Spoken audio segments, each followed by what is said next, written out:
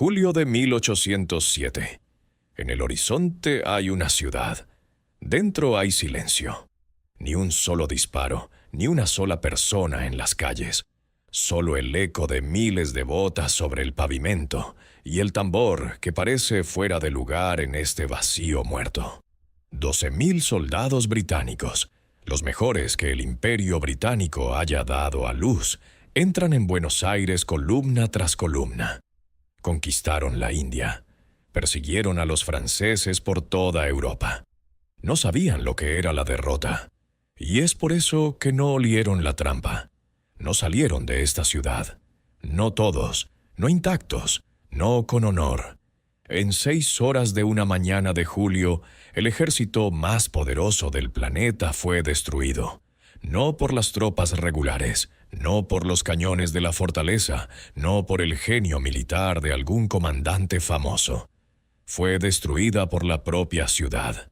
Comerciantes, esclavos, mujeres, sacerdotes y gauchos con cuchillos en la cintura. Lo que sucedió el 5 de julio de 1807 en las calles de Buenos Aires todavía se estudia en las academias militares como un ejemplo de cómo no hay que luchar y cómo defenderse. Pero para entender cómo esto fue posible, primero debes entender quién vino aquí. El ejército británico de principios del siglo XIX no es solo una máquina de guerra, es toda una civilización de guerra. Estas personas han estado detrás de décadas de campañas continuas en todos los continentes de la Tierra. Lucharon en las selvas de la India, en las arenas de Egipto, en los mares contra todas las flotas de Europa al mismo tiempo. 9º Regimiento de los Rangers connotados. La división ligera del general Crawford es la que Napoleón llamó la mejor infantería ligera del mundo. Estas personas no eran reclutas expulsados de los campos agrícolas, eran soldados profesionales que pasaron por el fuego en el sentido literal de la palabra. El uniforme rojo de un soldado de infantería británico en esos años no era solo una forma, era un símbolo de la dominación mundial. Donde aparecía este color, los imperios caían y las banderas cambiaban. Y estas personas marchan por las polvorientas calles de la ciudad sudamericana, absolutamente seguras de que todo habrá terminado para la cena. Su comandante, el general Whitelock, dio la orden el día anterior, que pasó a la historia como una de las órdenes militares más presuntuosas de todos los tiempos. No cargar el arma, seguir adelante con las bayonetas adheridas. No pierda el tiempo en un tiroteo con la multitud. Whitelock estaba convencido de que la vista de la infantería británica que avanzaba rompería cualquier resistencia antes de que sonara el primer disparo. Consideraba a los habitantes de Buenos Aires asustados por los súbditos coloniales que se dispersarían al primer esplendor del acero. Se equivocó. Catastrófico, irreparablemente. 13 columnas, 13 calles paralelas, 13 direcciones de ataque simultáneo. Este era el plan. Las tropas se dividieron y se adentraron en la ciudad como los dedos de una mano que se encogía en un puño. Oficiales a caballo. Las gaitas juegan. Los tambores no callan. Los primeros cuartos están vacíos. El segundo trimestre está vacío. Tercero, el silencio es tal que se oye su propia respiración y el chirrido de las correas de cuero de las municiones. Los soldados están mirando. Algo anda mal. La ciudad no puede estar tan vacía. ¿Dónde está la gente? ¿Dónde está alguien? Estaban en todas partes. A las 6:30 de la mañana, un cohete de señal se alzó sobre la ciudad. Y en el mismo segundo, como si el aire explotara, un fuego golpeó desde cada techo, desde cada ventana, desde cada puerta de entrada, simultáneamente, en las 13 calles, de inmediato. No disparos individuales ráfaga. Las balas rebotaron en el pavimento y salieron de abajo hacia arriba a través de la línea. De los techos volaban adoquines arrancados del pavimento de antemano. A continuación, jarras con aceite hirviendo y alquitrán ardiente que se rompieron contra los uniformes rojos y se pegaron a la piel. El líquido ardiente fluía debajo de los collares, debajo de los puños. Era imposible sacudirlo, era imposible apagarlo en movimiento.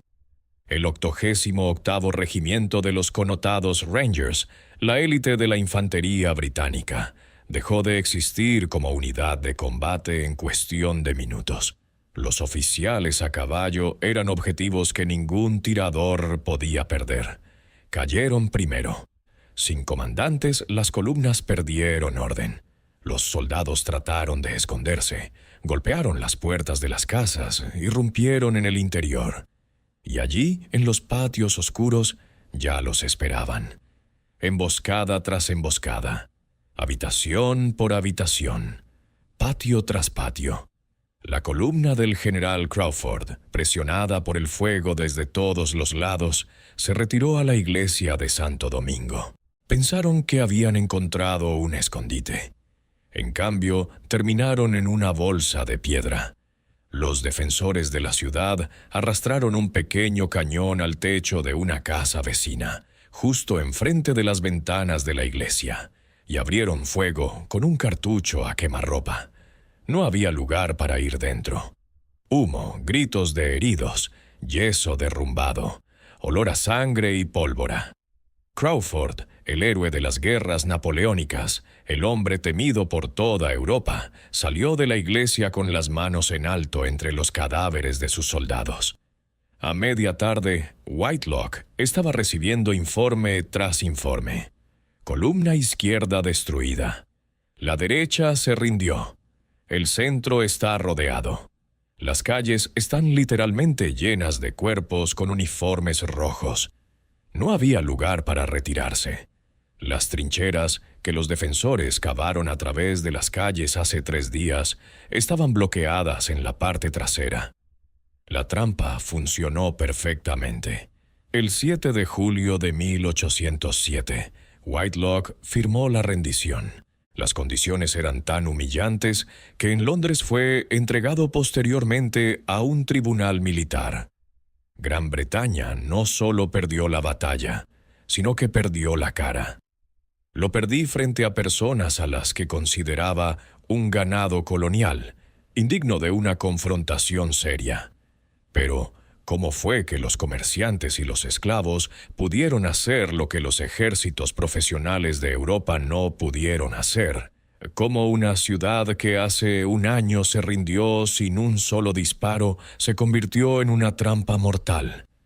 Para ello hay que retroceder un año, a la vergüenza que empezó todo. Todo comenzó con la codicia. No estatal, no estratégico. La avaricia humana más común de un oficial ambicioso con un mapa y sueños demasiado grandes. Año 1806. El Imperio Británico se está asfixiando. Napoleón cerró los mercados europeos, y las fábricas de Manchester y Birmingham producen productos que no tienen a dónde ir. El Tesoro exige nuevos mercados, nuevos territorios, nueva plata. Y entonces el comandante Home Popham mira un mapa de Sudamérica y ve Buenos Aires, rico, lejano. Según los informes de inteligencia, casi indefenso. No tiene una orden oficial de invasión. Pero hay ambición, hay flota, y hay confianza en que los ganadores no son juzgados. El 25 de junio de 1806, los barcos británicos aparecieron en la costa de Quilmes. Los montañeros escoceses del Regimiento 71 bajaron a tierra con el sonido de las gaitas. Los lugareños nunca escucharon este sonido. Parecía de otro mundo, inquietante, como si la tierra misma estuviera advirtiendo de un problema. Pero el mayor problema no vino del mar. El virrey Rafael de Sobremonte, el máximo representante de la corona española en la región, hizo lo que nadie esperaba de él. Huyó. No organizó la defensa, no levantó la milicia, no se dirigió al pueblo. Cargó las arcas reales en carros y se dirigió hacia Córdoba, abandonando la capital a su suerte. Esta traición sorprendió tanto a la gente que las primeras horas de la invasión británica pasaron casi sin resistencia. El 27 de junio de 1806, la bandera británica ondeó sobre el fuerte de Buenos Aires. Durante 46 días, la ciudad vivió bajo ocupación. El gobernador británico Beresford se comportó relativamente discreto para los estándares de la época. Prohibió el saqueo, trató de establecer el comercio. Los comerciantes locales incluso dieron la bienvenida al mercado libre al principio, pero había una circunstancia que no dejaba descansar a nadie: plata. 40 toneladas de monedas de plata de la tesorería real, lo mismo que Sobremonte lanzó en pánico. Los británicos cargaron en barcos y enviaron triunfalmente a Londres. Por las calles de la capital inglesa se llevaron carros con trofeos bajo los gritos de la multitud. En Buenos Aires se enteró. Y fue entonces cuando terminó la moderación. En tabernas y mercados, en patios de iglesias y almacenes oscuros, la gente comenzó a reunirse. No para negociar, para hablar de otra cosa. Los invasores protestantes paseaban por sus calles. Una bandera extranjera colgaba sobre su ciudad. Su plata flotaba a través del océano. Y no había nadie, ni rey, ni virrey, ni ejército que viniera en su ayuda. Entonces, tendremos que hacerlo nosotros mismos. El hombre que se decidió primero fue un francés en el servicio español. Santiago de Liniers cruzó el río a Montevideo con una idea: reunir a todos los que estuvieran dispuestos a luchar y regresar. Lo que logró no sucumbió a ninguna lógica militar. Marineros, gauchos, voluntarios, soldados fugitivos. Personas se unían a él en cada parada, en cada pueblo en el camino. No fue una marcha del ejército. Era un movimiento popular que no podía ser detenido por una orden o una bala de cañón. El 12 de agosto de 1806, Liniers entró en la ciudad. Lo que sigue es difícil de llamar batalla. Fue una masacre urbana, una batalla sin reglas, donde la alineación y las tácticas británicas se enfrentaron a la furia de personas que no tenían nada que perder. Los gauchos eran cortados a caballo en las plazas de la ciudad.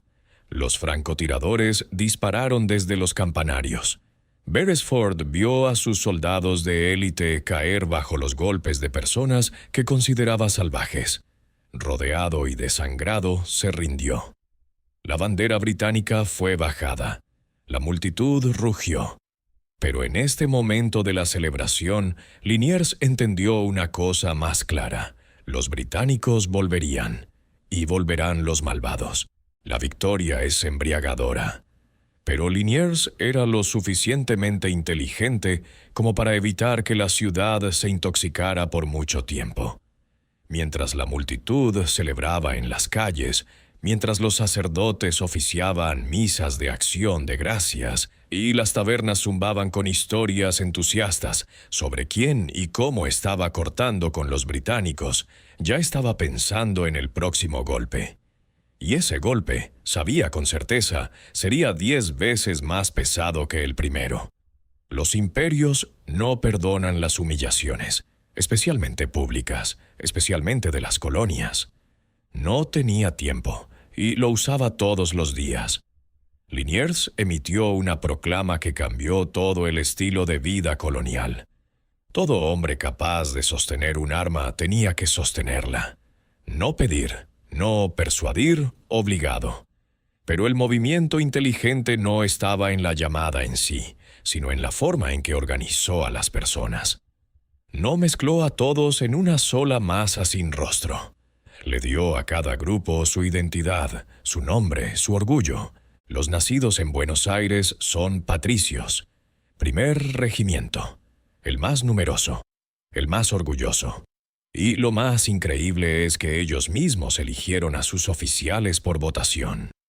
En la sociedad colonial, donde todo estaba determinado por el origen y el dinero, esto era una revolución incluso antes de la revolución. Eligieron a Cornelio Saavedra, y esa decisión se verá en otros 3 años en un contexto muy diferente. Los nativos de las provincias del norte, gauchos, ganaderos, personas acostumbradas a dormir al aire libre y pelear con cuchillos, se convirtieron en arribeños, duros, resistentes, absolutamente intrépidos ante la muerte, porque la muerte era su vecino constante, incluso antes de toda guerra. Los inmigrantes españoles se unieron en tercia por la comunidad, los gallegos por separado, los catalanes por separado, los andaluces por separado. Cada uno luchó bajo la bandera de su provincia, de su lengua, de su honor, y finalmente aquellos de quienes la sociedad colonial prefería no hablar en voz alta: esclavos y libertos. Personas que no tenían propiedad, derechos ni futuro en este sistema. Se inscribieron en un batallón y les dieron armas. Por primera vez en su vida no se les dio una azada ni una cadena. Se les dio un mosquete y se les dijo que eran soldados, que son los defensores de la ciudad, que se necesitan. Esa simple palabra lo cambió todo. Lucharon como solo los que tienen algo que demostrar. 10 meses. Ese fue el tiempo que tuvo la ciudad hasta la siguiente invasión. Y durante estos 10 meses, Buenos Aires vivió como un campo militar ininterrumpido. Los patios de las casas ricas se convirtieron en campos de tiro. Los niños aprendieron a lanzar balas antes de que pudieran aprender las oraciones. Las mujeres cosían uniformes, miles de uniformes, día y noche sin parar. Los herreros no dormían, fundían todo lo que se podía fundir en bayonetas y sables. Las iglesias no recaudaban donaciones para la construcción de altares, sino para pólvora y núcleos. La ciudad zumbaba como una colmena en la que cada abeja conocía su tarea. Pero el entrenamiento militar era solo la mitad del plan. La segunda mitad fue desarrollada por el alcalde Martín de Alzaga, un hombre de sangre fría, calculador y malvado en la ficción. Miró el mapa de la ciudad y no pensó en dónde encontrarse con el enemigo, sino en dónde destruirlo. Alzaga entendió lo importante. En campo abierto, los británicos no ganan. Su entrenamiento, su disciplina, su experiencia en batallas de campo, todo esto hizo que el choque frontal fuera un suicidio. Entonces no habrá campo abierto. El campo de batalla será donde los británicos se encontrarán ciegos, lentos y vulnerables, justo en los barrios de la ciudad. Bajo sus órdenes comenzaron a cavar trincheras en las calles principales, transversalmente, de pared a pared, lo suficientemente profundas como para detener la caballería y la artillería. Los adoquines se abrieron del pavimento y se apilaron en los techos, miles de piedras listas para caer por la señal. En los áticos y pisos superiores, las posiciones estaban equipadas, reforzadas con bolsas de tierra, con lagunas grabadas en las paredes. Las casas estaban conectadas entre sí por brechas en las paredes, creando pasillos subterráneos y sobre el suelo enteros, a través de los cuales los defensores podían moverse discretamente, pasando de una posición a otra sin una sola aparición en la calle. Se instalaron calderas de aceite hirviendo y resina en cada segundo techo. Las reservas de piedras, botellas de mezcla de combustible, bolsas de arena, todo esto se distribuyó de antemano, sabiendo exactamente quién y qué arroja, cuándo y dónde. Cada residente no solo recibió un arma, sino que recibió una tarea específica. Esta casa, ese techo, es una ventana. Esta esquina de la calle, sin improvisaciones, sin aficionados. La ciudad fue pintada como una partitura de orquesta, donde cada instrumento conocía su momento de entrada. Cuando las velas de la flota británica, 100 barcos, 12.000 soldados, volvieron a aparecer en el horizonte en junio de 1807, la ciudad no entró en pánico. La ciudad estaba esperando, tranquilamente, casi con ganas. La trampa estaba lista. Solo quedaba atraer a su presa. 5 de julio de 1807. 6:30 de la mañana. Un cohete de señal rompió el cielo del amanecer sobre la ciudad. Y en el mismo segundo, Buenos Aires cobró vida. Abrupta, aterradora, total. Es como si alguien arrancara la tapa de una caldera hirviendo con un solo movimiento. Desde todos los tejados a la vez. De todas las ventanas a la vez. De cada puerta de entrada, de cada brecha en la pared, fuego. Las columnas británicas, que se extendían por 13 calles, estaban en el infierno antes de que pudieran entender lo que estaba sucediendo. No había lugar para correr hacia adelante. Trincheras. No hay vuelta atrás, ya está bloqueado. No hay dónde en los lados, paredes sólidas con lagunas. Vinieron a tomar la ciudad. La ciudad los tomó. El 88º regimiento de los connotados Rangers se disolvió en humo y sangre en pocos minutos.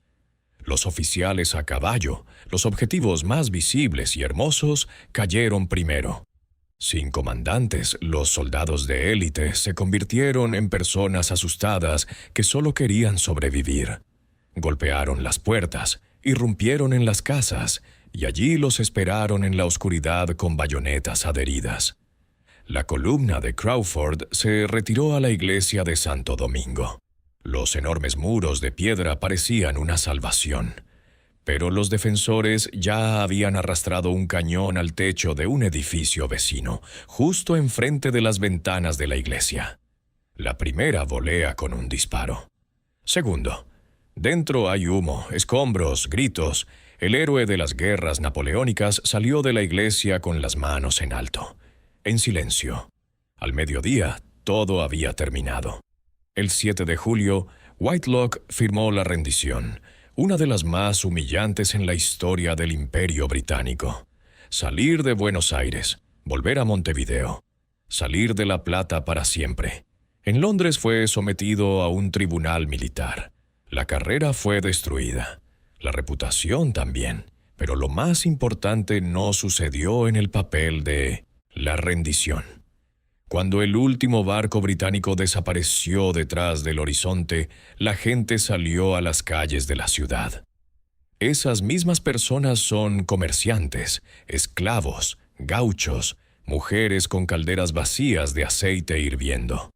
Se miraron y entendieron una cosa simple. Lo hicieron ellos mismos, sin el rey, sin el virrey, sin la ayuda de la metrópoli, mismos. Esta comprensión era más peligrosa que cualquier arma. Porque una persona que una vez se dio cuenta de su poder, nunca regresa a su estado anterior de sumisión. 3 años después, los mismos patricios, los mismos arribeños, las mismas personas de los tejados salieron a la plaza y exigieron otra. No solo ahuyentar al invasor, ahuyentar el sistema. La Revolución de mayo de 1810 no comenzó el día en que fue proclamada. Comenzó el 5 de julio de 1807, en los adoquines de la calle de la Defensa, donde la gente común se dio cuenta por primera vez de que la historia no es lo que te está pasando, es algo que haces tú mismo.